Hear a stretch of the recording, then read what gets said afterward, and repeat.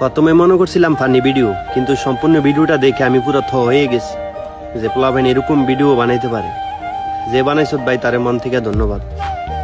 আসলে ভিডিওটা আপনারা দেখেন, মানে অস্থির লেভেলের কথা কইছে, পুরা বাস্তব একটা ঘটনা এই ভিডিওতে তুলে ধরছে।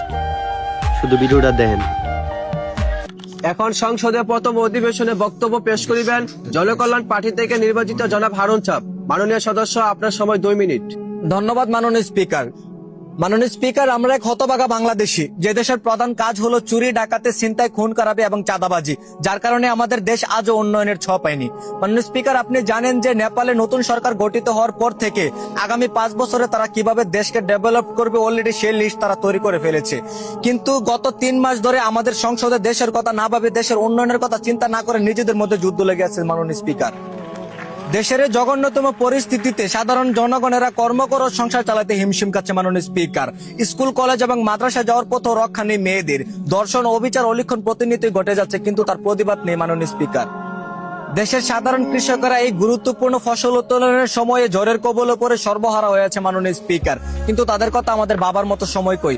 দেশের চট্টগ্রাম সহ উন্নতিশীল সিটিগুলোতে পাহাড় পরিমাণ পানি জমে বন্যা হয়ে আছে। সেই সিটি কর্পোরেশনের কর্মকর্তারা নিজের ট্যাগ ভরতে ব্যস্ত থাকে। মাননীয় স্পিকার, বর্তমান জেনারেশনে মাননীয় স্পিকার, সারা দেশের শিক্ষার্থীরা পড়াশোনা বাদ দিয়ে টিকটক এবং বিভিন্ন অ্যাপ সহ অনলাইনে তাদের 99% মনোযোগ দিয়ে পড়াশোনাকে এড়িয়ে যাচ্ছে। মাননীয় স্পিকার, প্রকৃতভাবে পরীক্ষা নিতে গেলেও শিক্ষামন্ত্রীকে নিয়ে হাসি ঠাট্টা করছে। তবে কি এটাই আমাদের স্মার্ট বাংলা গড়ার লক্ষ্য? মাননীয় স্পিকার, এদেশের আইন এতটাই স্ট্রং যে গতকাল ছিনতাইকারীদের তদন্ত করতে গিয়ে পুলিশের শটগান ছিনতাই হয়ে যায়। মাননীয় স্পিকার, এদেশের আইন শৃঙ্খলা বাহিনীর কাছে ততগুলো অস্ত্র নেই যতগুলো অস্ত্র রয়েছে সন্ত্রাসীদের কাছে। মাননীয় স্পিকার, তবে মাননীয় স্পিকার, শেষ ভালো যার সব ভালো তার, পুরো দেশ ও জাতির নিরাপত্তায় কাজ করে আইন ব্যবস্থা।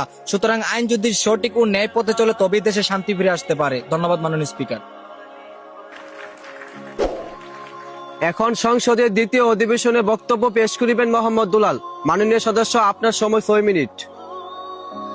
ধন্যবাদ মাননীয় স্পিকার। মাননীয় স্পিকার, অতি দুঃখের সাথে আমি একটা কথাই বলতে চাই, জনগণের ভোটের মাধ্যমে আজকে আমরা এই পর্যায়ে অর্থাৎ সংসদে আসতে পেরেছি। মাননীয় স্পিকার, ফ্যাসিস্ট আমলে ফেসিবাদীদের মতো রাতে ভোট মেরে এখানে আসি নাই। মাননীয় স্পিকার, বিগত 3 মাস হয়ে গেল আমরা নির্বাচিত হলাম, কিন্তু এখনো জনগণের সুখ শান্তি আশা আকাঙ্ক্ষা ফিরিয়ে দিতে পারেনি। মাননীয় স্পিকার, কারণ নিজেদের ঘরের সমস্যা অর্থাৎ সংসদের সমস্যার সমাধান করতে পারি না আমরা, তাহলে বাইরের সমস্যা কিভাবে সমাধান করবো আমরা? মাননীয় স্পিকার, আমরা যারা এই সংসদে বসে আছি তাদের মধ্যে কেউ অশিক্ষিত বা জ্ঞান শূন্য নয়, প্রত্যেকটা মানুষ স্মার্ট, শিক্ষিত এবং জ্ঞানী ব্যক্তি। মাননীয় স্পিকার, মাননীয় স্পিকার, এত জ্ঞান থাকার পরও আমরা দেশের উন্নয়নের কথা চিন্তা না করে একে অপরের পিছনে আঙুল ঠেকাতে ব্যস্ত থাকি। মাননীয় স্পিকার, গোটা দেশ তাকিয়ে আছে আমাদের এই সংসদের দিকে। মাননীয় স্পিকার, কখন দেশ সংবিধান অনুযায়ী চলবে, কখন দেশে উন্নয়ন ও শান্তি ফিরে আসবে। মাননীয় স্পিকার, কিন্তু তারা হতবাক হয়ে তাকিয়ে দেখছে সংসদের মধ্যে চলছে খুচাখুচি, চিল্লাচিল্লি এবং বিনোদনমূলক কাজ। মাননীয় স্পিকার, এখানে শিক্ষিত ব্যক্তিরা জ্ঞানের আলোকে কাজে লাগিয়ে দেশের উন্নতির কথা না চিন্তা করে ঘন্টার পর ঘন্টা খাতায় নোট করে রাখে যে কাল সংসদে কাকে ছোট বানানো যায়, কাল সংসদে কার পিছনে আঙুল ঠাকানো যায়। মাননীয় স্পিকার,